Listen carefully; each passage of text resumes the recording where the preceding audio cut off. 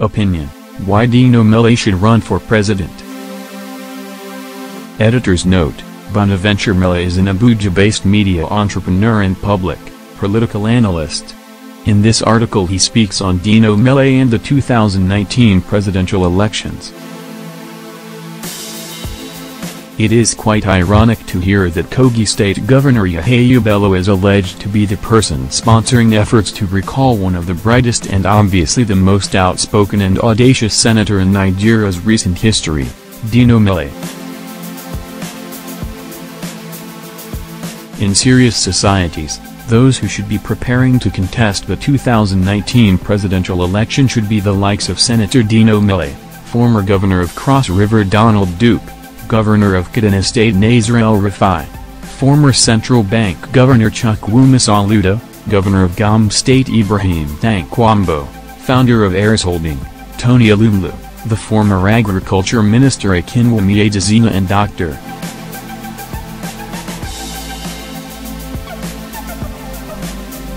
There are many other Nigerians that are fit to make this list. But this is Nigeria, where leaders emerge on the basis of their religious, ethnic and other mundane considerations, instead of merit and track record of achievements.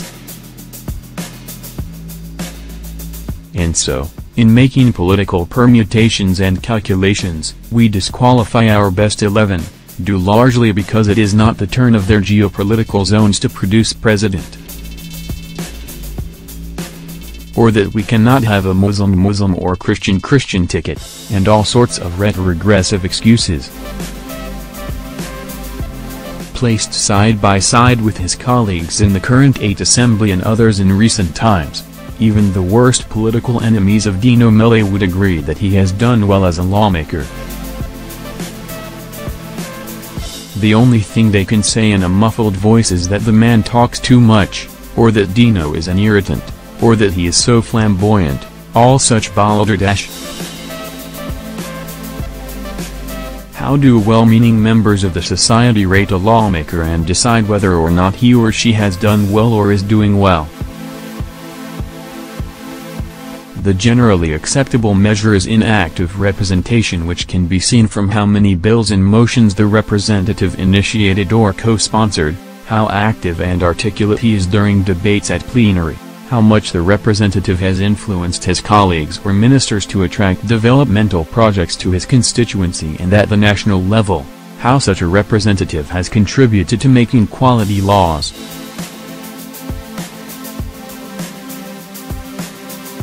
There is no Nigerian therefore that would say that Dino is a dull senator. No one can count him among the bench warmers who sit all days without saying either aye or nay. I don't think anybody has caught Dino on camera sleeping while debate is going on. Rather, Dino has helped to place Kogi West Senatorial District on national consciousness. From the House of Representatives, where graduating to the red chambers, the Senate, Dino has always been visible at plenary, raising motions, debating, arguing, sometimes dramatizing. Apart from actively representing his constituency, Dino has been a voice for the voiceless, standing against injustice and obnoxious, anti-people state policies, as well as shouting to expose corruption, all these without fear of whose egg would be broken. It was Dino, more than any other senator, that resisted the introduction of an offensive policy asking car owners to go and pay for duties which was purely a responsibility of dealers and importers.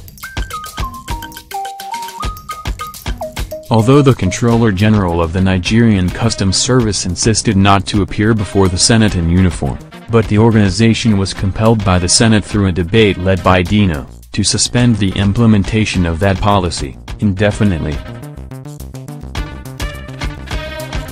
How better then can a lawmaker perform before he is awarded Medal of Honor by his fellow countrymen and women?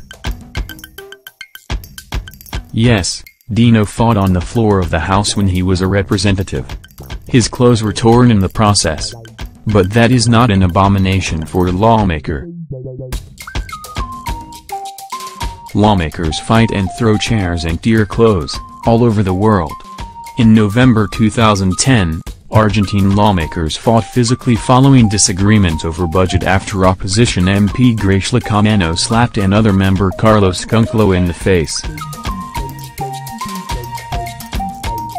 In October 1997, members of parliament in the Uttar Pradesh state used microphone stands as spears on themselves during a violent dispute. So, lawmakers fight, on the basis of principle, in defense of the interest of their constituencies and political parties among other reasons. Although there is no specific constitutional provision on reasons why a lawmaker can be recalled, responsible citizens are expected to append their signatures on any paper seeking to recall their representatives on the basis of poor performance, which includes non-sponsorship of motions, repeated incidences of sleeping while debates are going on, inability to attract government attention and projects to your constituency, unacceptable number of absence from plenary sessions, being convicted for criminal offenses and similar acts.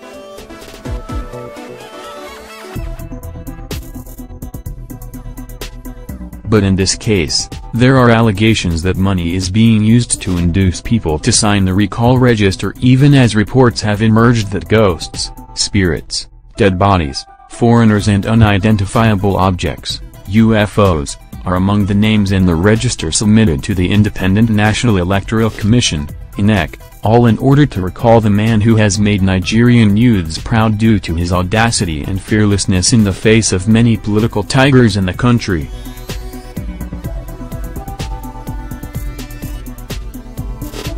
Up until now, we have not been told in clear terms what allegations are contained in the petition written against Dino Melaye and for which reasons the plot to recall him is hinged. Should an active representative of the people be recalled just because he is having frosty political relationship with his state government as alleged? This is especially when such a government has been owing workers in the state for months in spite of the billions of naira collected from federal government as the state's share of the Paris Club refund windfall. Is it not ironic that such a government that has been severely accused of poor performance by many stakeholders in the state both in human and capital development is reportedly spending money to recall one of Nigeria's best lawmakers while the people wallow in poverty and its attendant sufferings?